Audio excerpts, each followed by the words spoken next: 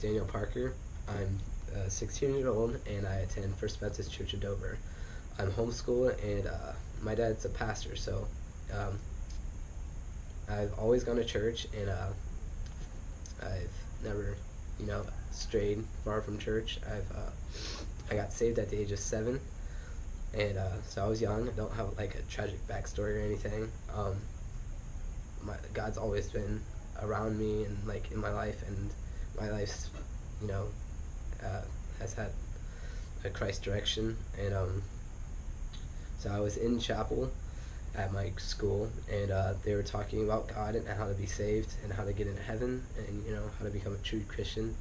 So when they got to the prayer, I prayed the prayer and talked to my dad about it, and I'd wanted to do it for a while, and I knew that was the right time, and I was actually able to get baptized by my dad in the ocean, and that was a good experience that I'll remember forever. Um, since then, I've had my ups and downs. Um, uh, there's been times I've lived for myself, not God, and pushed God off to the side. But being a pastor's kid, everybody looks at you a little differently, and they think you should be perfect and everything. So that's a little hard sometimes. But again, that's a good thing because that kind of keeps you on the right track and shows that you are different. But you know, um, you if you do something wrong and you see like, I mean, kids that don't have like the good background that you have, and you compare yourself to them. I mean, you're human too. Just because your parent is a pastor, I mean, that doesn't define you, and so you still have to make your own choices and everything. You're still human, and